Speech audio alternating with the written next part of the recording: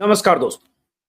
बिहार चुनाव से कुछ महीने पहले, कहें तो करीब 3 महीने पहले, चुनाव आयोग का एक बड़ा फैसला आया। फैसला ये कि बिहार समेत 6 राज्यों में वोटर लिस्ट का गहन परीक्षण होगा। गहन परीक्षण मतलब घर घर बीएलओ जाएंगे और हर वोटर का प्रमाण पत्र सत्यापित किया जाएगा। जो उनके पास जो आइडेंटिटी कार्ड है, उनके पहचान पत्र हैं, वो सत्यापित किए जाएंगे और उसके बाद वोटर वेरिफिकेशन करके उसके बाद तय होगा, नई मतदाता सूची बनेगी और उन्हीं को वोट करने का अधिकार होगा। उसके कई पैरामीटर हैं, इस वीडियो में आगे बात करते हैं। लेकिन बड़ा सवाल यह पैदा हुआ कि चुनाव आयोग ने तो तय किया असम, केरल, पश्चिम बंगाल, पुडुचेरी और बिहार, तमिलनाडु, इन 6 राज्यों में वोटर लिस्ट के गहन परीक्षण का। लेकिन सवाल यह पैदा हुआ कि जब बिहार में चुनाव में अभी 3 महीने बाकी, अक्टूबर नवंबर में चुनाव है, उसके ठीक पहले चुनाव आयोग ने यह फैसला क्यों किया? और कल रविवार है, कल से ही ये शुरू होगा गहन परीक्षण या सत्यापित करना या बीएलओ का घर घर जाना। और महज 26-27 दिन वक्त दिए गए हैं। 26 जुलाई तक ये सर्वे पूरा होगा। एक मियाद तय कर दी गई है कि 1 अगस्त को संशोधित वोटर लिस्ट का ड्राफ्ट जारी होगा। 1 सितंबर तक इसमें जिनका दावा और जो ऑब्जेक्शन है वो फाइल कर सकेंगे और 30 सितंबर तक फाइनल वोटर लिस्ट जारी हो जाएगा। मतलब बहुत कम वक्त में 8 करोड़ वोटर बिहार में हैं और उन सब के घर पर जाकर सत्यापित किया जाएगा। और उसमें अलग अलग समय सीमा तय की गई है कि 2004 के पहले के जो वोटर हैं उन्हें वोटर लिस्ट में शामिल होने के लिए क्या क्या प्रमाण पत्र और दस्तावेज देने होंगे, उसके पहले के जो वोटर हैं 2004 के पहले के, उन्हें क्या देने होंगे, जो वोटर पैदा हुए 1987 से पहले उन्हें क्या देने होंगे। बहुत सारे लिस्ट चुनाव आयोग की तरफ से आई है। लेकिन बवाल विपक्ष के नेताओं ने शुरू किया, तेजस्वी यादव ने, कांग्रेस ने, कि ठीक चुनाव के पहले अगर चुनाव आयोग ये कर रहा है, इस तरह का फैसला लिया, तो इसकी मंशा क्या है। और उनकी मंशा पर संदेह जता रहे हैं कि ऐसा करने से लाखों नहीं करोड़ों वोटर बिहार में वोटिंग के अधिकार से वंचित हो जाएंगे। तो हमारे साथ योगेंद्र यादव हैं, जिन्होंने 4 दशकों से अलग अलग राज्यों में और कई लोकसभा चुनावों को देखा है, एक विश्लेषक के तौर पर, उसके पहले सिफोलॉजिस्ट के तौर पर। नंबर्स को समझना, उनकी बारीकियों को समझना योगेंद्र यादव जी की ताकत है, स्ट्रेंथ है। तो इसलिए मैंने सोचा कि उनको आमंत्रित किया जाए, उनके जरिए मैं भी समझूं, दर्शक भी समझे कि समस्या क्या है, कहां है। अगर चुनाव आयोग तय करता है और वो जो कायदे कानून है, पीपल्स रिप्रेजेंटेटिव एक्ट है, उसी के मुताबिक तय होता है, पहले 2003 में हुआ और उसके बाद अगर तय होता है, तो इसमें परेशानी क्या है, क्यों ऐतराज है, इसको हम समझेंगे योगेंद्र यादव से। और अगर विपक्ष कह रहा है या आरजेडी के तेजस्वी यादव कह रहे हैं कि ऐसा करने से 2 करोड़ वोटर छूट जाएंगे, 2.5 करोड़ वोटर छूट जाएंगे, या बीजेपी और नीतीश कुमार की चुनाव आयोग से मिली भगत है, साजिश है, तो इसका कहने की वजह क्या है, इस कहने का, इस तरह के आरोप लगाने का आधार क्या, उसको भी समझेंगे। योगेंद्र जी, बहुत बहुत स्वागत है आपका। बहुत दिन बाद हम लोग मिल रहे हैं। अजीत भाई जी, आपके जरिए हम समझे, उससे पहले मैं चाहता हूं तेजस्वी यादव का एक छोटा सा बयान है, क्योंकि सबसे ज्यादा मुखर तेजस्वी यादव है, वो बयान मैं दर्शकों को सुनवाना चाहता हूं।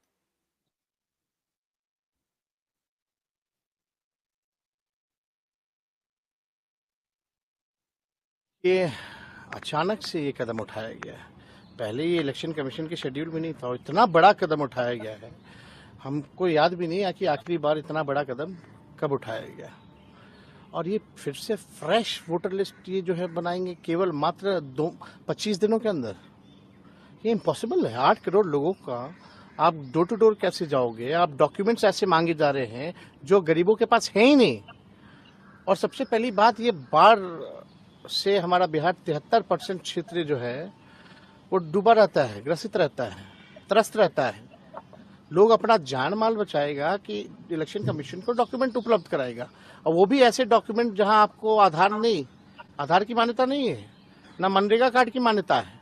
आपको प्रमाणित करना पड़ेगा, अपने माँ बाप का बर्थ सर्टिफिकेट भी देना पड़ेगा। कितने हमारे माता पिता जो गरीब है, उनका बर्थ सर्टिफिकेट है, कहाँ से लाएंगे वो लोग?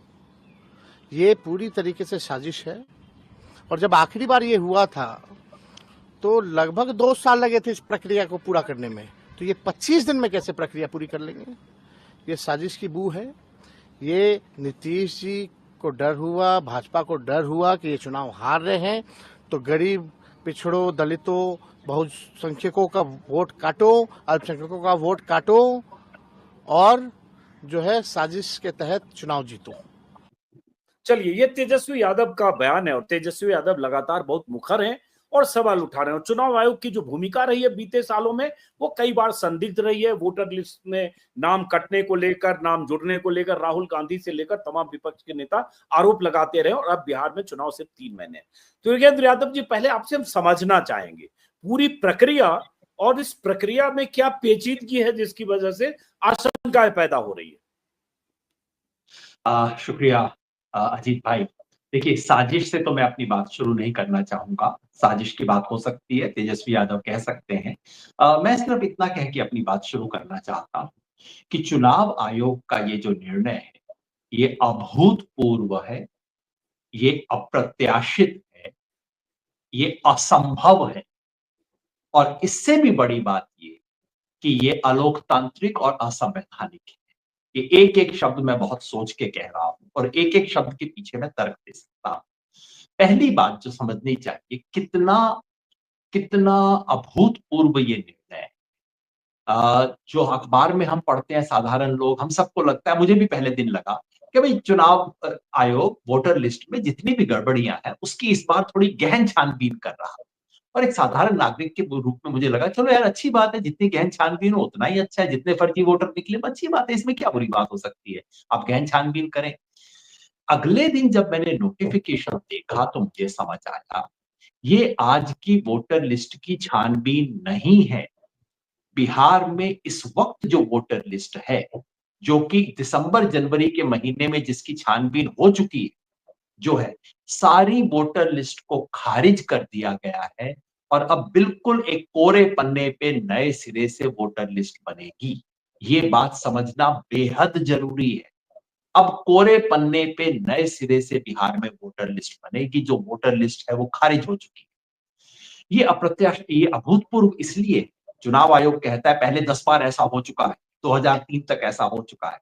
इसमें चालाकी है इस बात के अंदर, क्योंकि दरअसल क्या हुआ करता था, पहले चुनाव आयोग की प्रक्रिया होती थी कि वो इंटेंसिव गहन रिविजन करती थी, जिसमें बिल्कुल कोरे पन्ने पे नए सिरे से किया जाता था।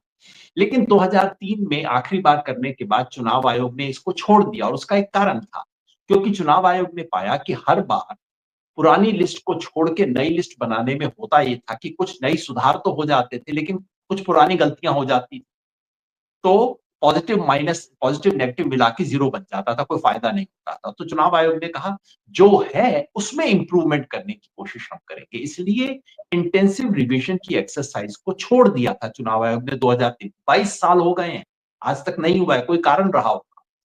और ये स्पेशल इंटेंसिव रिवीजन नामक कोई चीज चुनाव आयोग के दस्तावेजों में, कानून में, रूल्स में नहीं है। एक इंटेंसिव रिवीजन है, एक स्पेशल रिवीजन, इन दोनों को जोड़ दिया गया। पहली बात, ये अभूतपूर्व है, आज तक कभी भी स्पेशल इंटेंसिव रिवीजन नहीं हुआ है। नंबर 2, आज तक कभी भी कोई इंटेंसिव रिवीजन चुनाव से 3 महीने पहले नहीं हुआ है।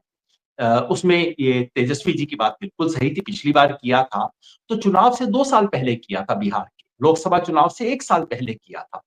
नए कोरे कागज पे नई वोटर लिस्ट बनाएंगे चुनाव से 2.5 महीना पहले, ये अभूतपूर्व है। और तीसरी चीज जो सबसे बड़ी है अजीत भाई, आज तक कभी भी वोटर के कंधे पे जिम्मेवारी नहीं डाली गई है कि तुम फॉर्म भरो, तुम सर्टिफिकेट दो, तब तुम्हारा नाम शामिल होगा, नहीं तो नाम ही शामिल नहीं होगा। ये अमेरिकी सिस्टम है, ये ब्रिटेन और इंडिया का सिस्टम नहीं है।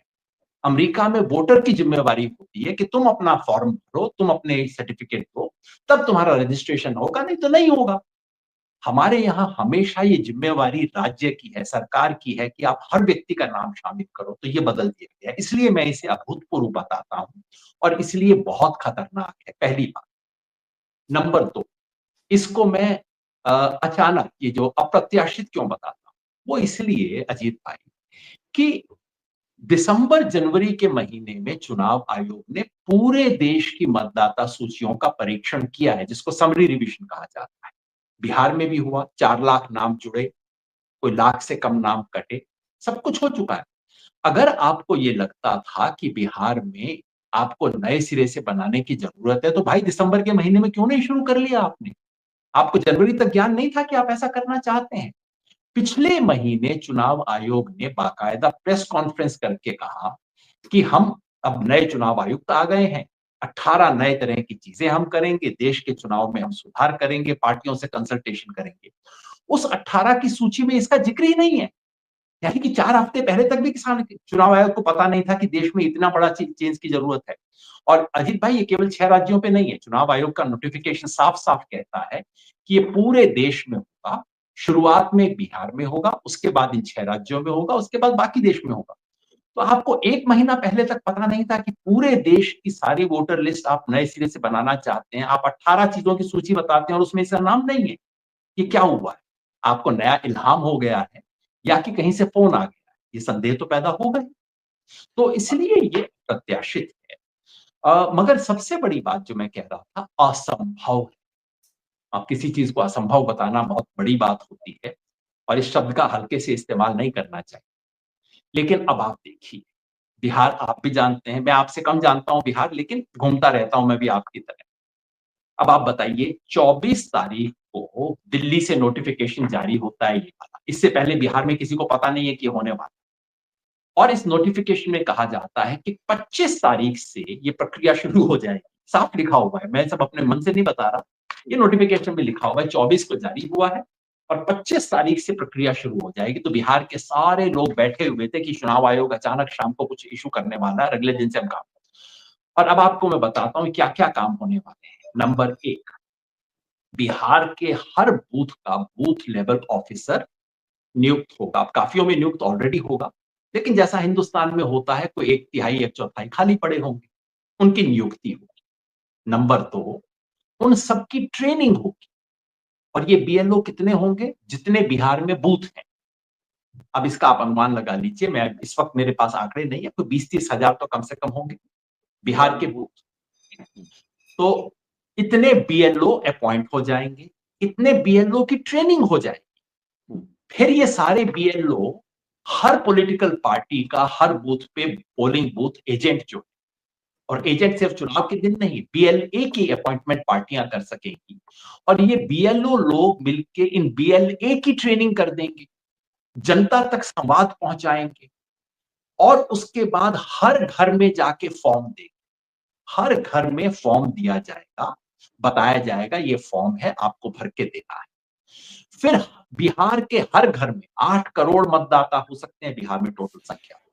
ये 8 करोड़ लोग अपना अपना फॉर्म भर के, उसमें फोटो चिपका के, उसमें सिग्नेचर करके और सारे डॉक्यूमेंट नथी करके देंगे।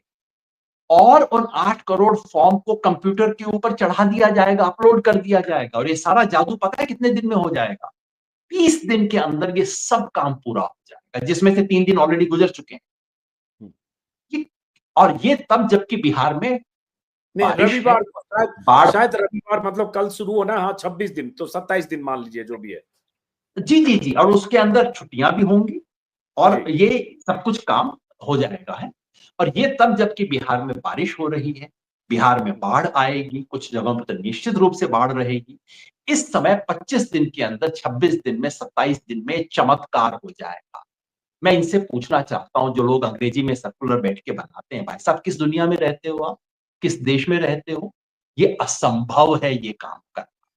8 करोड़ लोगों में, जब बिहार में, याद रखिए बिहार में जातीय जनगणना हुई थी, जब हर घर के अंदर जाके किए थे, तब जनवरी से मई तक 5 महीने लगे थे। और याद रखिए जातीय जनगणना में लोगों से कोई फॉर्म नहीं भरवाया गया था, सिर्फ सरकारी अफसरों ने जाके रिकॉर्ड किया था, उसमें 5 महीने लग गए। जबकि आप लोगों से फॉर्म भरवा रहे हैं, ये कैसे होगा? असंभव काम है भाई। अच्छा ये बताइए, एक तो आपने टाइमलाइन को लेकर आपको लगता है, वही तेजस्वी यादव कह रहे हैं 26-27 दिन में कैसे होगा, जिसको आप असंभव बता रहे हैं, उस पर भी हम आगे बात करते हैं। लेकिन जो क्राइटेरिया बनाया कि 1 जुलाई 1987 से पहले हुआ तो आपको ज्यादा परेशानी नहीं है, लेकिन 1987 से 2004 के बीच है तो माता पिता की जन्मतिथि और जो भी जन्मतिथि, जन्मस्थान प्रमाण करने के दस्तावेज देने। लेकिन असली समस्या तब है जब 2 दिसंबर 2004 के बाद जन्म हुआ, तो मतलब नए वोटर भी और उसके पहले। तो इस पेचीदगी का भी बताइए कि आपको इसमें कहां पेचीदगी लगती है? अगर कुछ सादी भाषा में मैं समझा देता हूं भाई, ये बहुत, क्योंकि सरकारी भाषा इतनी पेचीदगी भरी होती है, सिंपल भाषा में मैं बता देता हूं। आप बिहार के वोटर हैं, आप 4 में से किसी एक कैटेगरी में हो सकते हैं। या तो आपकी उम्र 38 साल से ज्यादा है, यानी कि आप 1987 से पहले पैदा हुए थे और आपका नाम सन 2003 की वोटर लिस्ट में है। आपका नाम उसी जगह पे है जहां आप आज रह रहे हो और आपके नाम की स्पेलिंग भी वही है जो कि पहले थी। तब आपको फॉर्म भरना होगा। फॉर्म हर एक को भरना होगा क्योंकि अब वोटर लिस्ट खत्म हो गई, अब पूरा कागज है। आपको एक फॉर्म भरना होगा, फॉर्म में अपना सिग्नेचर करना होगा, डिटेल्स देने होंगे, साधारण सी डिटेल है, सिंपल सा फॉर्म है और उसमें फोटो लगाना होगा, सिग्नेचर करना होगा और 2003 की लिस्ट का फोटोकॉपी उस पेज का देना होगा जिसमें आपका नाम है। तो उनकी सबसे सस्ते में छुट्टी हो जाएगी। बहुत सस्ते में उनकी भी नहीं होगी लेकिन हो जाएगी, ये मानते हुए कि आपका नाम अजीत अंजुम ही वहां लिखा है। अगर अजीत कुमार लिखा है, अजीत सिंह लिखा है तो गड़बड़ हो जाएगी भाई। आपका नाम एग्जैक्टली वही हो तो ये कितने लोग होंगे? 8 जो कि करोड़ मेरे में साथ से इंटरेस्टिंगली है, हालांकि मैं यूपी का वोटर हूँ। इंटरेस्टिंगली है कि मेरे सर्टिफिकेट में और शुरुआती वोटर लिस्ट में अजीत कुमार ही लिखा था, अंजुम बाद में मैं। एग्जैक्टली। हाँ, शादी के मेरे बाद गांव में मेरा नाम शादी के पहले नाम 2 बदल शब्द लेते हैं। हैं, पति का सरनेम या पति का फर्स्ट नेम लगाती हैं महिलाएं, जो देश भी। भर में ये होता है भाई। ये कौन, ये हिंदुस्तान है, हम नहीं जानते यहाँ क्या होता है। मेरा नाम कभी योगेंद्र सिंह लिखा होता है जो कि मेरा ऑफिशियल नाम में है, योगेंद्र सिंह लिखा होता है, कभी योगेंद्र यादव लिखा होता है, कभी खाली योगेंद्र लिखा होता है। पिताजी का नाम कभी देवेंद्र सिंह होता है, कभी देवेंद्र सिंह होता है, कभी देवेंद्र यादव होता है, सब बदलते रहते हैं। लेकिन मान लीजिए, चलिए 8 करोड़ बिहार के मतदाता हैं, जिनमें से कोई 3.5 करोड़, 3.25 करोड़ ऐसे हैं जिनकी उम्र 38-39 से अधिक है। तो मान लीजिए उन 3.25 करोड़ में से मान लीजिए 3 करोड़ को कोई दिक्कत नहीं है, उनका नाम एग्जैक्टली वही है, वही जगह पे है, 2003 की वोटर लिस्ट उनको मिल गई, वो नत्थी कर देंगे पेज में, कहेंगे सर्टिफिकेट मेरा हुआ, उनका दावा पूरा हो। समस्या अब शुरू होती है। इसको आप समस्या ना मानिए, ये तो छोटी समस्या है। जो 25 लाख बच गए, जिनकी उम्र तो 38-39 से अधिक है लेकिन जिनका नाम संयोग से 2003 में नहीं था, उनको ये साबित अपना प्रूफ देना होगा कि मैं अपना बर्थ और अपना बर्थ डेट और अपना बर्थ प्लेस, तारीख और स्थान देना पड़ेगा। इसका प्रूफ देना पड़ेगा। प्रूफ क्या है, मैं अभी 2 मिनट में आता हूं। तो वो प्रूफ देना पड़ेगा, ठीक है, उनका काम। तो उन्हें सर्टिफिकेट के साथ ये नत्थी करना पड़ेगा, प्रूफ अपना। जिनकी उम्र 38 वर्ष से कम है, यानी कि जिनका जन्म 1987 के बाद हुआ था, लेकिन जिनकी उम्र 20 से फालतू है, 1987 से लेकर 2003 के बीच में, 2004 के बीच में जिनका जन्म हुआ, उनको अपना सर्टिफिकेट तो देना ही पड़ेगा, अपने माँ या बाप किसी एक का सर्टिफिकेट भी देना पड़ेगा। अब याद रखिए, आपको माँ या बाप का जन्म स्थान और जन्म की तिथि का प्रमाण देना पड़ेगा। तो सोच लीजिए क्या होगा इसका मामला। ये बिहार में कम से कम 4 करोड़ लोग ऐसे हैं जो कि इस कैटेगरी में आ जाएंगे। उसके बाद चौथी कैटेगरी बचेगी, जो लोग 2004 के बाद पैदा हुए, यानी कि जिनकी उम्र 18, 19 या 20 साल की, क्योंकि वो भी वोट दे सकते हैं इस साल। उनको अपना प्रमाण पत्र तो देना ही होगा। उनको माता और पिता दोनों का प्रमाण पत्र देना होगा। ठीक है, तो अब 4 तरह के लोग हो गए, जिनको किसी प्रमाण पत्र की जरूरत नहीं है, जिन्हें केवल अपना देना पड़ेगा, जिन्हें अपना और माँ या बाप में से किसी एक का देना होगा, जिनको अपना और माँ बाप दोनों का देना होगा। तो बिहार के केवल 3 करोड़ लोग पहली कैटेगरी में हैं, जिन्हें प्रमाण पत्र देने की जरूरत नहीं है, 2003 की फोटोकॉपी देने से काम चल जाएगा। बाकी 5 करोड़ दूसरी कैटेगरी में आएंगे, अलग अलग तीनों में से किसी एक, दूसरी, तीसरी, चौथी में आएंगे। अब सवाल है प्रमाण क्या होगा। यही सबसे बड़ा पेच है और सबसे खतरनाक चीज है, इसलिए मैं इसे अलोकतांत्रिक कहता हूं, असंभव। आप किसी भी हिंदुस्तानी से पूछिए भाई प्रमाण पत्र दीजिए, वो आपको क्या बताएगा? आपको आधार कार्ड निकाल के दे देगा। दिन रात आपको बताया जाता है आधार कीजिए, आधार लिंक कीजिए, बैंक को एक आधार लिंक कीजिए, फला को आधार कीजिए। आधार कार्ड अमान्य होगा। बिहार के 88% लोगों के पास आधार कार्ड है। आधार कार्ड एकमात्र चीज है इस वक्त इस देश में जो कि सबसे अधिक लोगों के पास आइडेंटिटी कार्ड, वो अमान्य होगा। चुनाव आयोग का एपिक कार्ड जो है, फोटो आइडेंटिटी कार्ड, वो भी अमान्य होगा। तीसरी चीज कौन सी होती है जो लोगों के पास सबसे ज्यादा होती है? Ration card. राशन कार्ड भी अमान्य होगा। तो तीनों आपके आइडेंटिटी प्रूफ जो है जो बिहार में अधिकांश लोगों के पास होंगे, आप कह सकते हैं कम से कम इन तीनों को मिला लें तो 100 में से 90-95 लोगों के पास इनमें से कोई एक चीज जरूर, ये तीनों अस्वीकार कर दिए गए। तो क्या अब आपको चाहिए? आपको पासपोर्ट चाहिए। बिहार के गांवों में कितने लोगों के पास पासपोर्ट होता है? आपको सरकार का आइडेंटिटी कार्ड चाहिए, आधार कार्ड नहीं, सरकार जो अपने अपने अपने सर्विस का कार्ड देती है, एम्प्लॉइज को जो कार्ड देती है, कितने लोग एम्प्लॉइज होंगे समझ लीजिए। उसमें मैंने देखा 11 की लिस्ट है, लेकिन 11 में से 3 है जो कि सामान्यतः लोगों के पास हो सकते हैं, जिसकी संभावना है। पहला है बर्थ सर्टिफिकेट। तो मैंने चेक करवाया, भाई चेक कीजिए कि बिहार में कितने प्रतिशत लोगों के पास एक्चुअली बर्थ सर्टिफिकेट होता है। और आज का मत चेक कीजिए, सन मैं 2000 चार भाई बहन हूँ, किसी का बर्थ सर्टिफिकेट नहीं है, क्योंकि 30 साल पहले, 25 साल 30 साल पहले बर्थ सर्टिफिकेट बनते नहीं थे, बहुत कम बनते थे बड़े शहरों में, बड़े अस्पतालों में। एग्जैक्टली। अब इंपॉर्टेंट बात यह है कि आप, कोई कहेगा अरे पुराने जमाने की बात मत करो, मगर याद रखिए यहां आपसे आपके माँ बाप का सर्टिफिकेट मांगा जा रहा है, तो उसी जमाने की हमें बात करनी पड़ेगी जिसकी आप बात कर रहे हैं, है ना। आज के बच्चे की हम बात नहीं कर रहे हैं। सन 2000 से 2001 और 2005 के बीच में बिहार में सरकारी सर्वेक्षण हुआ था, नेशनल फैमिली हेल्थ सर्वे, जिसने चेक किया था कितने बच्चों का जन्म प्रमाण पत्र है परिवार में। 2.8% बच्चों का बिहार में था। देश के बाकी राज्यों में ज्यादा था, बिहार में 2.8। खत्म हो गया, किसी के पास नहीं है, जिसका मतलब है कुछ शहरों में शहरी लोगों के पास होगा, बाकी लोगों के पास नहीं होगा। नंबर 2, आपका matric certificate, school leaving certificate.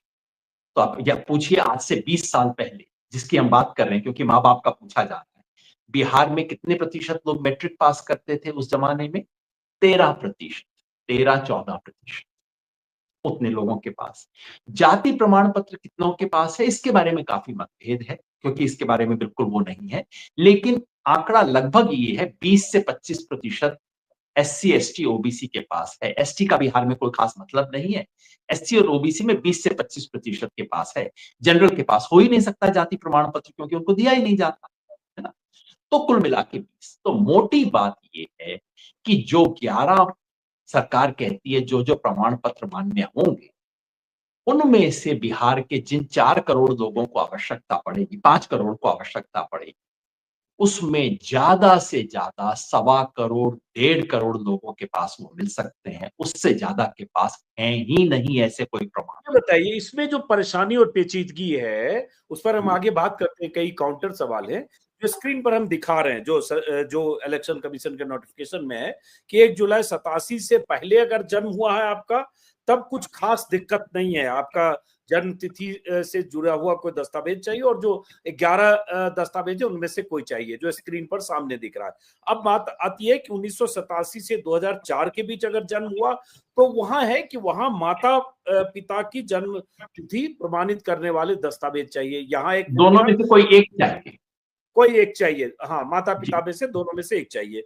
उसके बाद आते हैं हम 2004 दिसंबर के बाद अगर जन्म हुआ, तो अगर देखें तो पेचीदगी वहां है ना, जब 2004 के बाद हुआ, उनके लिए दिक्कत है ना ना ना ना, पेचीदगी सब में है अजीत भाई ना। हाँ। देखिए सिर्फ आप देखिए सिंपल, पेचीदगी केवल उसमें नहीं है 8 करोड़ में से 3 करोड़, जहां आपका नाम 2003 की लिस्ट में था, आप सिंपली कहते हो कौशल्या देवी मेरी मां का नाम है, 2003 में उनका नाम था, और ये देखिए कौशल्या देवी आज है।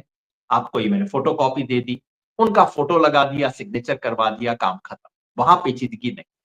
एक साधारण व्यक्ति के लिए ये भी पेचीदगी है, फॉर्म भरना, फोटो लगाना और वो फोटो कॉपी ढूंढ के निकालना, लेकिन इसे मान लीजिए कोई पेचीदगी नहीं है। बाकी सब में पेचीदगी है अजीत भाई। अगर आपकी उम्र 38 साल से ज्यादा है, यानी कि 1987 से पहले आपका जन्म के बाद आपका जन्म हुआ है, तो आपको अपने बर्थ सर्टिफिकेट देना होगा। तो पेचीदगी है, आपको अपना जन्म और स्थान का प्रमाण, जन्म स्थान और जन्म तिथि का प्रमाण पत्र देना पड़ेगा।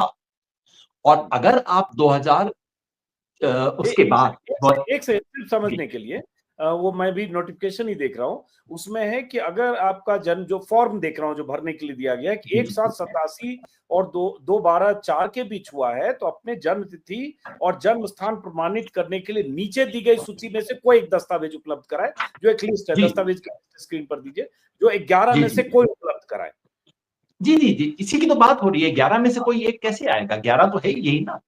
देखिए, हाँ, आप भी बिल्कुल ठीक, मैं भी वही देख रहा हूँ, वही वाला प्रमाण पत्र। ये देखिए, ये वाला जो हम देख रहे हैं ना, ये वाला पेज जो है इसमें देख रहे हैं, तो 4 कैटेगरी है स्पष्टतः। एक वो जो कि 1987 से पहले पैदा हुआ था। ये सब 3 कैटेगरी उनकी हैं जिनका नाम 2003 की लिस्ट में नहीं, जिनका नाम 2003 की लिस्ट में है, स्पेलिंग भी वही है, उसी घर में रहते हैं, उनका कोई चक्कर नहीं है, वो सुलझ गया। पर ये केवल 8 करोड़ में से 3 करोड़।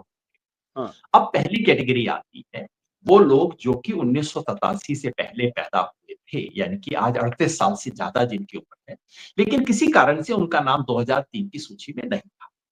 उनको अपने फॉर्म के साथ एक प्रमाण पत्र नथी करना होगा, और वो प्रमाण पत्र होगा उनके अपने जन्म का या उनके अपने डेट ऑफ बर्थ। इन तीनों में से किसी एक establishing date of birth and place of birth केवल सेल्फ के लिए करना होगा, उन्हें केवल एक प्रमाण पत्र देना होगा। बिल्कुल बिल्कुल। अगर आप 1987 के बाद पैदा हुए लेकिन 2004 से पहले पैदा हुए, जिसका मतलब है आपकी उम्र 38 और 20 के बीच में पैदा है, तो आपको 2 प्रमाण पत्र नथी करने, एक अपना, एक अपने माँ या बाप में से किसी एक का, है ना। और अगर आपका जन्म 2004 के बाद हुआ लेकिन आप 18 साल से अभी भी बड़े हैं, यानी कि आपकी उम्र 18, 19 या 20 है, तब आपको 3 प्रमाण पत्र लगाने होंगे। समस्या तो पहले प्रमाण पत्र में ही है। अगर आपको अपना भी देना पड़े, हमारे देश में कितने लोग हैं ये जो आप ये सोचिए, वो जो मजदूर है, जो गरीब है, जो प्रवासी है, जो नागालैंड से लेके पंजाब तक, सूरत में, मुंबई में, बेंगलोर में दिहाड़ी का काम करता है, मजदूर है, वापस घर जाता है पूजा के समय, छठ के समय, उनमें से कितनों के पास प्रमाण पत्र होगा? अच्छा, अब एक सवाल समझने, क्योंकि मैं भी समझना चाह रहा हूँ, दस्तावेज की स्क्रीन पर ग्राफिक दिखाइए। अगर कह रहे हैं कि 1/7/87 के पूर्व जन्म हुआ है, तो अपने जन्म तिथि / जन्म स्थान को प्रमाणित करने के लिए नीचे दी गई सूची में से कोई एक दस्तावेज उपलब्ध कराएं। दस्तावेज की लिस्ट लीजिए। अब वो जो दस्तावेज 11 है, उसमें तो बैंक के दस्तावेज है, LIC के दस्तावेज है, जो स्क्रीन पर दिए। क्या कंफ्यूजन कर रहे हो आप लोग? ये जो दिया सामने, तो ये तो बैंक वाला या हो सकता है मैट्रिक नहीं होगा, मजदूर है तो कहां से मिलेगा, SC ST है तो बेबी ST वाला होगा, पोस्ट ऑफिस का कुछ है तो पोस्ट ऑफिस वाला, ये सब चीज तो होगा ना। नहीं नहीं नहीं नहीं, ध्यान से देखिए, हर चीज में एक पेच है, जिस तरह से कहा गया है। याद रखिए, जो 3 सबसे कॉमन सर्टिफिकेट इस देश में ID कार्ड होते हैं, वो इस सूची में नहीं है।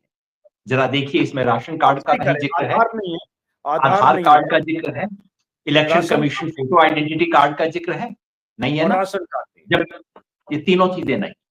अब हर चीज को देखिए, इसमें लिखा है any identity card issued by the government local authority. आपको बड़ा सुंदर लगता है कि चलो किसी से काम चल जाएगा। अब आगे देखिए, प्रायर टू 1787, ऐसा आइडेंटिटी कार्ड जो कि 1987 से पहले इशू हुआ हो, वो आपको देना पड़ेगा। बर्थ सर्टिफिकेट तो है ही, पासपोर्ट है, बिल्कुल ठीक है, लेकिन किसके पास पासपोर्ट होता है? आप कह रहे थे बैंक सर्टिफिकेट। बैंक का सर्टिफिकेट वो जिसके अंदर आपकी फोटो लगी है ना, या फॉरेस्ट राइट सर्टिफिकेट।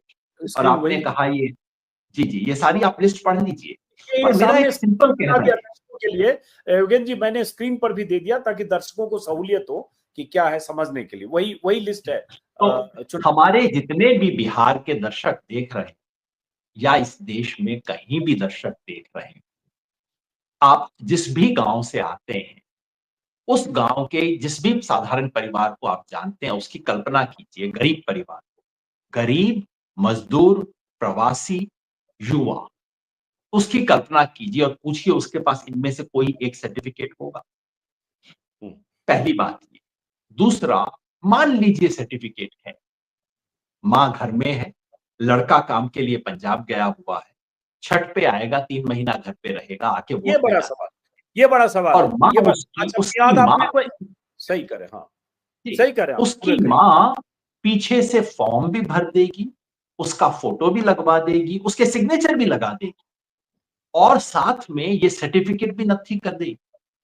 तो सबसे बड़ा सवाल सिर्फ ये नहीं है, सबसे बड़ा सवाल यही है कि ये सर्टिफिकेट है ही नहीं और ये बड़ा सर्टिफिकेट का सवाल है ना होना। योगेन जी, सिर्फ दर्शकों को बताने समझाने के लिए, क्योंकि बहुत लोगों को लगेगा कि देखिए ये लोग योगेन जी और आप बैठ गए, एक अच्छी चीज हो रही है कि फेक वोटर्स हैं, फर्जी लोग हैं, उसमें बांग्लादेशी हैं, फला है, ढिमका है, उनको निकालने के लिए हो रहा है, तो उसमें भी आप लोग खुरपेच कर रहे हैं। इसी में कमेंट वीडियो में यही आएगा। तो एक बहुत जेन्युइन बात ये हुई कि मान लीजिए लाखों लोग जो प्रवासी मजदूर हैं, दिल्ली से बाहर काम करते हैं, बंगाल से लेकर, उड़ीसा से लेकर, महाराष्ट्र से लेकर कहीं भी, अब जब मियाद ही इसकी 26-27 दिन रख दी गई कि 26 जुलाई तक ही होना है, 1 साल 1.5 साल अगर चलता तो ठीक है, आदमी छठ में घर जाता है, दिवाली में घर जाता है, किसी समय घर जाता है, वो जाके बीएलओ से मिलेगा और अपना वेरीफाई करने की जो भी प्रक्रिया है उसका हिस्सा बन सकता है। यहाँ एक बड़ी चीज है कि जुलाई है, कोई जो जहां है वो वहीं है, तो ये इस वक्त में वो मैनेज नहीं कर पाएगा कि वो सारे प्रमाण पत्र कहां से खोजे 87 के पहले का, माँ पिताजी कहाँ, ये एक बड़ी समस्या है। ये अगर मैं सही अजीत भाई, दोनों समस्या है। देखिए, बिहार के संदर्भ में हम कह सकते हैं कि ये तो बिल्कुल असंभव और एकदम मतलब पता नहीं कहां से दिमाग इन लोगों का आया है। तो मतलब मैं इस वक्त कह सकता हूँ, जाहिर है 26 दिन के बाद ये वीडियो गायब नहीं हो जाएगा, मैं कह सकता हूं ये असंभव है। बिहार में 8 करोड़ लोगों को फॉर्म देके भरवा लेना, अगर उनका खाली नाम, उनका सिग्नेचर करवाना था, तब भी 8 करोड़ लोगों से सिग्नेचर आप नहीं करवा सकते 26 दिन में। उनसे फॉर्म भरवा के सर्टिफिकेट ले लेना, ये तो खैर असंभव चीज है, और वो भी मानसून के मौसम में। ये तो मतलब पता नहीं किस दिमाग की उपज है, खुराफाती दिमाग की। ये तो असंभव है। लेकिन चलिए, बिहार फिलहाल छोड़ दीजिए, आप कहिए। चलिए हम बिल्कुल सिंपल पकड़ लेते हैं, केरला। केरला में खैर बहुत ज्यादा सर्टिफिकेट्स हैं, उसका एग्जाम्पल लेके छोड़ दीजिए। आप तमिलनाडु ले लीजिए, जहां पे चलिए आपके पास चले 8 जाइए महीने सर, का समय। बंगाल ही पकड़िए, बंगाल में मार्च में चुनाव है। हाँ। आप चलिए वहां आपने 8 महीना दे दिया। अब सवाल ये है कि क्या कितने प्रतिशत लोग ऐसे हैं जिनमें से इन 11 के पास एक भी सर्टिफिकेट जिनके पास नहीं होगा। और मैं दावे से कहता हूं, इस देश के 50% लोग सभी राज्यों में, आप केरला को छोड़ दीजिए, कुछ राज्य हैं जिन्होंने फैमिली सर्टिफिकेट देना शुरू कर दिया है, उनको छोड़ दीजिए। सामान्य राज्यों में और खास तौर पे उत्तर भारत के राज्यों में, उत्तर और पूर्व भारत में 50% लोगों के पास इनमें से कोई सर्टिफिकेट नहीं होगा। ये क्या और ये उसमें उनका दोष नहीं है, उनकी कोताही नहीं है, उनकी कोई नहीं है। ये राज्य की जिम्मेवारी है, सरकार की जिम्मेवारी है कि आपको ऐसी चीजें दे। आप देते नहीं हो। 20 साल तक लोगों को कहते हो आधार कार्ड बनवाओ, आधार कार्ड बनवाओ, आधार के बिना ये नहीं होगा, आधार बनवाओ। और जब ये मौका आता है, आप कहते हो नहीं, आधार तो मान्य नहीं है। ये क्या कर रहे हो आप इस देश के लोगों के साथ? तो अब ये दोनों दो समस्या, काउंटर है, अब दो जल्दबाजी काउंटर तो है। है ही, लेकिन हाँ। सर्टिफिकेट ना होने की भी समस्या है। अब दो काउंटर है, चूंकि आपने एक बड़ी बात कही, शुरू में भी आपने कहा कि असंभव है, अभी आपने फोर्सफुली कहा कि असंभव है 26 जुलाई तक, कहें या अगस्त सितंबर में स्थितियां सामने आ जाएगी, 26 जुलाई तक ही अगर सर्वे पूरा होना है। तो अगर आप मैं असंभव 26 जुलाई का इसलिए जिक्र कर रहा हूं अजीत भाई कि सर्वे पूरा करना गाइडलाइंस में स्पष्ट रूप से लिखा है कि 26 जुलाई तक जिसका एप्लीकेशन नहीं सबमिट हुआ, उसका उसका नाम नाम नहीं वोटर मिलेगा। लिस्ट में कंसिडर ही नहीं होगा। बिल्कुल बाकी सब बिल्कुल प्रक्रियाएं तो बाद की हैं। सही बात है। 26 जुलाई डेडलाइन है कि आपको उस फॉर्म को भर के जरूरी दस्तावेज 26 जुलाई तक देने हैं, और 26 जुलाई डेडलाइन है, उसके बाद आप उस वोटर लिस्ट से बाहर हैं अगर आप क्वालिफाई नहीं कर पाए। अब आप ही से एक सवाल कि अगर ये बात आप समझ रहे हैं, हमें पेचीदगी नजर आ रही है या विपक्ष हल्ला कर रहा है, चुनाव आयोग जो पूरी प्रक्रिया को एग्जीक्यूट करता है, क्या उसे ये बात समझ में नहीं आ रही है? क्या इरादा देखिए, हो सकता है? चुनाव आयोग में बहुत अनुभवी एडमिनिस्ट्रेटिव ऑफिसर्स होते हैं। इन तमाम लोगों ने, चुनाव आयोग में ही कितने लोग होंगे जिन्होंने मोतिहारी में पोस्टिंग की होगी, जिन्होंने पूर्णिया जिले में काम किया होगा, अररिया गए होंगे, गया गए होंगे। ये नहीं हो सकता कि इनको समझ ना आए। मतलब चुनाव आयोग के, और कुछ भी कह सकता हूं मैं, भारत के एडमिनिस्ट्रेटिव ऑफिसर्स को मूर्ख नहीं मानता। इनमें से लोगों का जमीनी अनुभव होता है, और मैं नहीं मानता कि कम से कम 5 ऑफिसर्स ने नहीं कहा होगा सर ये हो नहीं सकता। लेकिन इसके पीछे कोई खुराफात है। देखिए, मैं पूरी गारंटी से, पूरी जिम्मेवारी से कह रहा हूं, और आप इसको चला दीजिएगा 1 महीने बाद इसी वीडियो को। 26 जुलाई तक बिहार के 8 करोड़ तो छोड़ दीजिए, 7 करोड़ लोगों का भी फॉर्म वापस नहीं आ सकता। ये असंभव है। जो आज की शर्तें, अगर शर्तें बदल दी जाए, डेडलाइन बदल दी जाए, नियम बदल दिए जाए तो अलग बात है। आज की शर्तों के आधार पर मैं तो हैरान हो जाऊंगा अगर 6 करोड़ का भी आ जाए, जिसका मतलब है 1-2 करोड़ लोग बाहर हो जाएंगे बिहार की वोटर लिस्ट से। तो ये तो असंभव है, और ये हो नहीं सकता कि चुनाव आयोग को इतना भी पता ना हो। और मुख्य चुनाव आयुक्त और तीनों चुनाव आयुक्त खुद आईएएस अफसर रह चुके हैं, गंभीर काम कर चुके हैं, तीनों डिस्ट्रिक्ट मजिस्ट्रेट भी रह चुके होंगे कभी ना कभी। ये तो संभव नहीं है कि उनको इतना भी पता ना हो। तो इतना फिर पता ना सवाल हो है तो कि फिर तो नहीं किसी। फिर सवाल है स्क्रीन पर हम दे रहे हैं, फिर चुनाव आयोग का इरादा क्या है कि अब 26 मैं तारीख तक? ये असमर्थ हूं समझने में कि इस खुराफात के पीछे क्या कारण। इसके 2 ही परिणाम, मैं तो इसके परिणाम बता सकता हूं, इरादे में नहीं जानता। 2 ही परिणाम, 3 परिणाम हो सकते हैं। एक तो परिणाम ये कि 26 तारीख तक प्रक्रिया को खत्म घोषित कर दिया जाए। 2 करोड़ लोग रह गए तो रह गए, हमारा क्या। और 2 करोड़ कौन से रहेंगे? मजदूर, गरीब, अप्रवासी, युवा। युवाओं पे सबसे ज्यादा गाज पड़ने वाली, क्योंकि उन पे ट्रिपल सर्टिफिकेट की जरूरत है। तो या तो वो रह जाएंगे।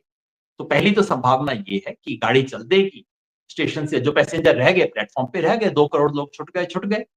एक तो संभावना ये। दूसरी संभावना ये है कि अगले 1-2 हफ्ते के अंदर चुनाव आयोग कहेगा हमने 11 की सूची तो दी थी, लेकिन इसमें और भी जुड़ सकते हैं। ये देखिए, हमने 5 और जोड़ दिए, अब हमने 8 और जोड़ दिए, जो कि हिंदुस्तान में होता रहता है, तमाम तरह के ड्रामे, मूर्खतापूर्ण ये ड्रामे शुरू हो जाएंगे। तीसरी संभावना ये है कि चुनाव आयोग 26 तारीख को कहेगा कि हम इस लिमिट को 15 दिन और बढ़ाते हैं, फिर कहेगा अब हम 15 दिन और बढ़ाते हैं, और ये करते करते सितंबर अक्टूबर के महीने में कहेगा लेकिन ऑब्जेक्शन के लिए इतना समय चाहिए, अब तो हम अक्टूबर में चुनाव करवाने में असमर्थ हैं चूंकि चुनावी लिस्ट तैयार नहीं। अब इसके पीछे क्या सोच होगी, अब आप ही बता दीजिए। तो चुनाव पोस्टपोन होंगे। इस चलिए, आधार पर तो चुनाव हो नहीं सकता। आपने 3-4 विकल्प बताया। अब इसके बाद एक फिर सवाल है कि जैसे तेजस्वी यादव सबसे मुखर होकर विरोध कर रहे हैं, अभी शुरू में हमने उनका बयान भी सुनाया, ये तक कि कल भी उन्होंने प्रेस कॉन्फ्रेंस की कि ये बीजेपी, नीतीश कुमार सब मिली भगत साजिश है। आपने भी कहा कि 2 करोड़ वोटर छूट सकते हैं, 1 करोड़ हो, 1.5 करोड़ हो, 2 करोड़ हो, कुछ भी। सवाल उठता है कि अगर कह रहे हैं कि उसमें गरीब, मजदूर, दलित, पिछड़ा, नौकरी करने वाले लोग, युवा छूटेंगे, तो भाई अगर आरोप बीजेपी पर लगा रहे मिली भगत का, तो ये जो वोटर है तो बीजेपी के भी वोटर है, SC ST, पिछड़ा, OBC और बिहार में EBC सब। तो बीजेपी अगर मिली भगत से करेगी तो अपने वोटर का भी नुकसान करे। ऐसा तो है नहीं कि 2 करोड़ लोग छूटेंगे, वो पूरे के पूरे 2 करोड़ वोटर गठबंधन के होंगे। अजीत भाई, खेल पूरे के पूरे का नहीं होता है। खेल ये होता है कि अगर 100 लोग छूटेंगे तो 100 में से ठीक है 20 मेरे भी जाएंगे, 25 मेरे भी जाएंगे, लेकिन 60 सामने वाले के जाएंगे, तो किसे फायदा होगा। और खेल यहाँ पे माशा रत्ती तोला का ही होता है कि अगर हर विधानसभा क्षेत्र में 5 या 7 हजार वोट, मेरे 2 हजार वोट कटे, सामने वाले के 8 हजार वोट कट गए, 6 हजार का मुझे फायदा हो गया, इसी में तो चुनाव निपट जाएगा। तो खेल ये, इतना मत समझिए कि सारे उनके जाएंगे। तो प्रश्न आपको ये पूछना होगा कि बिहार में जो गरीब है, जो मजदूर है, जो प्रवासी है, उसका 50% के करीब, 50% से उसका अधिकांश वोट किसको, ज्यादा वोट किसको मिलेगा और कम वोट किसको मिलेगा। सवाल यही है, ये सवाल आप पूछेंगे।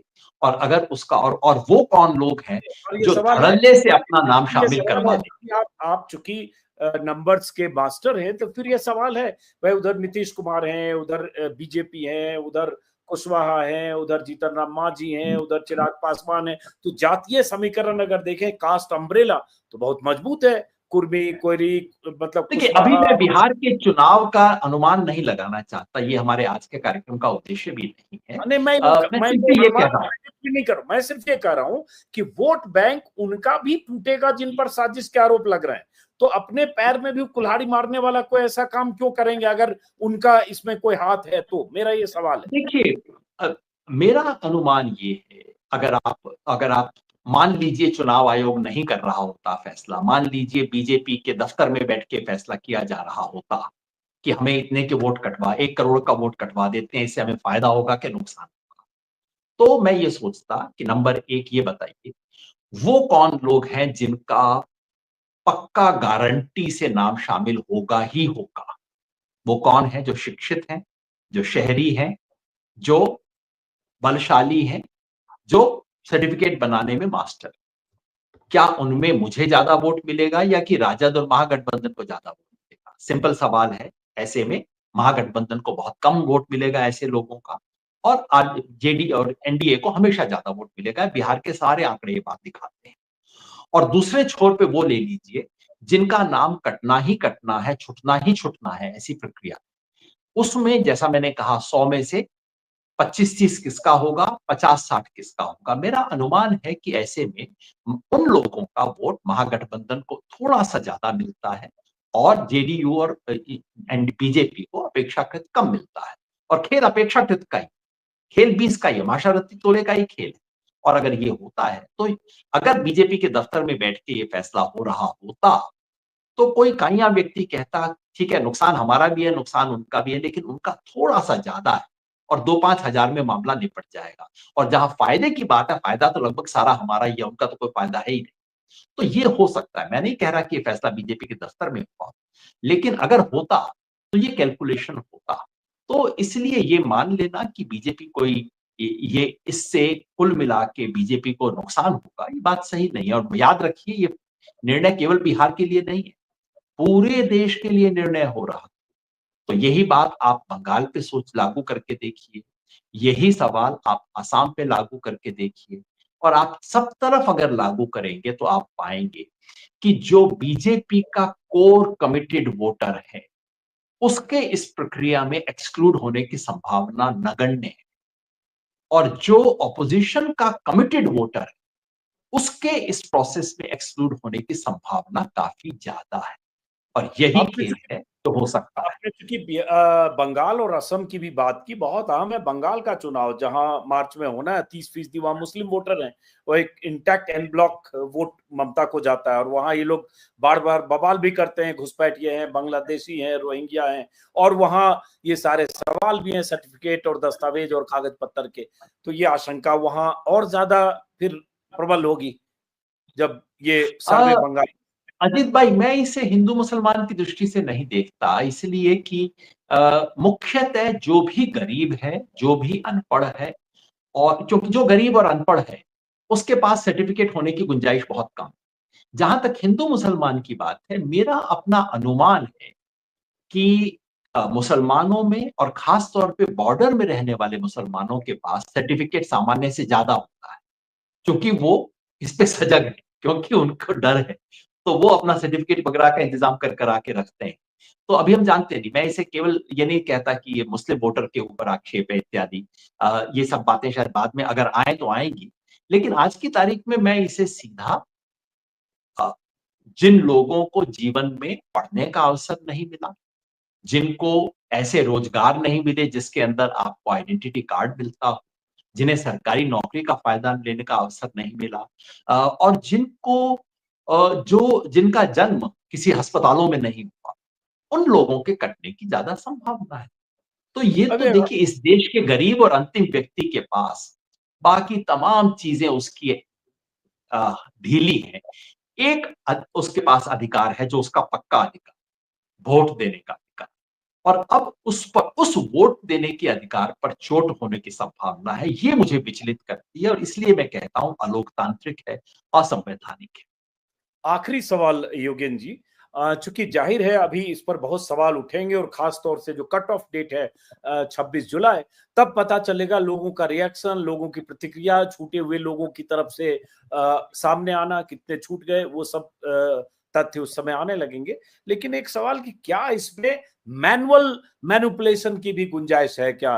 डोर टू डोर जब जा रहे हैं तो कागज वेरिफिकेशन में या फॉर्म भरवाने में मैनुअल भी कि सब है, तब भी जैसे अनपढ़ लोग हैं, कम पढ़े लिखे लोग हैं, वो कागज नहीं समझते हैं। ऐसी आबादी बिहार में बहुत बड़ी आबादी है, बहुत बड़ी तादाद है। तो इस तरह के मैनिपुलेशन की गुंजाइश है क्या? चुनाव आयोग कहेगा कि देखिए अगर कोई मैनिपुलेशन हुई है तो कोई बात नहीं, आप जुलाई के बाद उसको चैलेंज कर दीजिएगा। अगर कोई गलती हो गई, हम तो आपको 1 महीने का समय दे रहे हैं चैलेंज करने को। लेकिन अगर आपने फॉर्म दिया और बीएलओ ने लेके उठा के कूड़ेदान में फेंक दिया और कहा कि आपने तो कुछ दिया ही नहीं, वैसे उसमें एक काउंटर फॉइल की भी व्यवस्था है, कागज पे व्यवस्था है कि अगर आप फॉर्म देंगे तो आपको उसकी रसीद भी मिलेगी। लेकिन कितने हिंदुस्तानी रसीद मांगते हैं? ना तो हम कभी दुकान में रसीद मांगते हैं, ना हम कहीं पे सरकारी किसी के अंदर रसीद नहीं मांगते।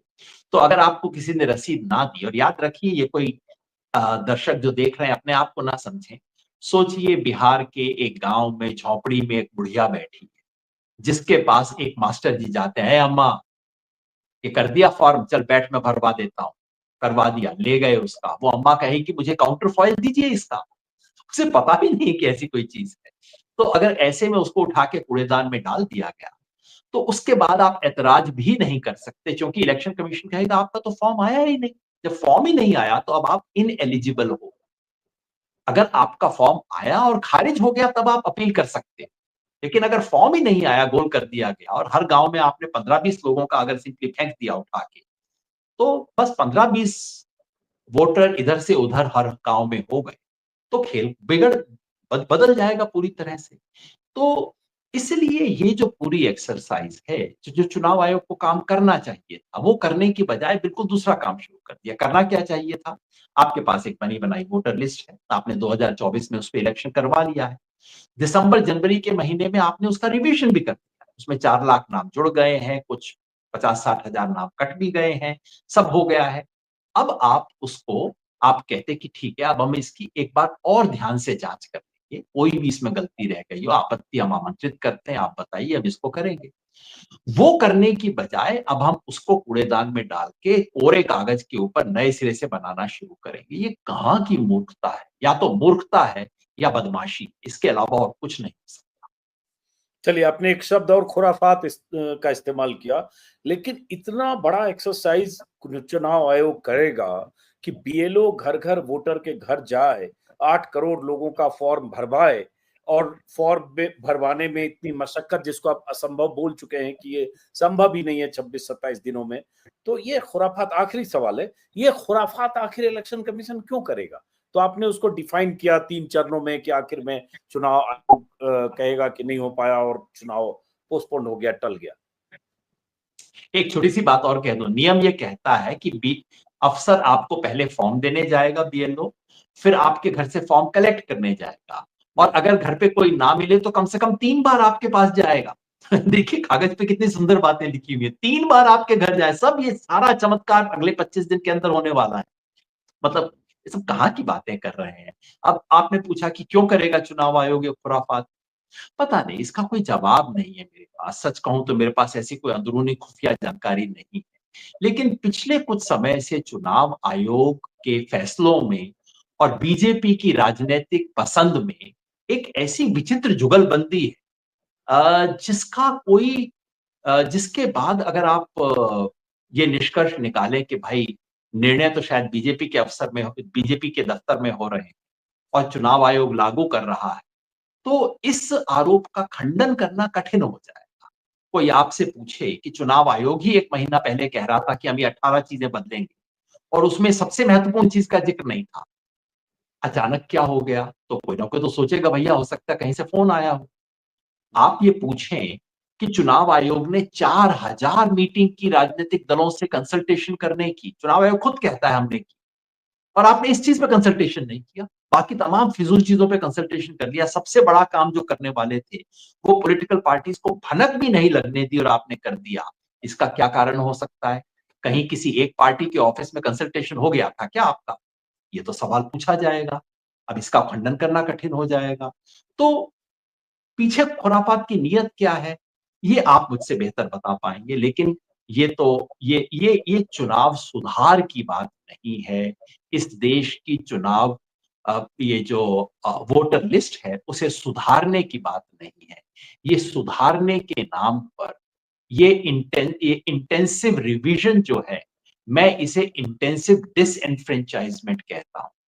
ये लोगों के वोट के अधिकार को छीनने की पिछले 70 साल की सबसे बड़ी कोशिश है। चलिए, बहुत बहुत शुक्रिया योगेन जी। बहुत सारे सवाल काउंटर होते रहेंगे, क्योंकि अब ये प्रक्रिया अभी शुरू ही हो रही है, तो हम लोग बातचीत करते रहेंगे। बहुत बहुत शुक्रिया, इतना वक्त दिया उसके लिए शुक्रिया। और दर्शकों से भी कहेंगे, आप लोग भी सजग रहिए, खास करके बिहार के दर्शक जो वोटर भी हैं, उनके वोट के अधिकार कायम रहें। अक्टूबर नवंबर में होने वाले चुनाव में मतदान के अधिकार का इस्तेमाल कर सके, इसके लिए जरूरी है कि सजगता के साथ वोटर लिस्ट की प्रक्रिया में शामिल हो, और कहीं दिक्कत परेशानी हो तो अपनी आवाज बुलंद करें, ताकि पता चले गड़बड़ी का। फिलहाल सबको शुक्रिया और नमस्कार।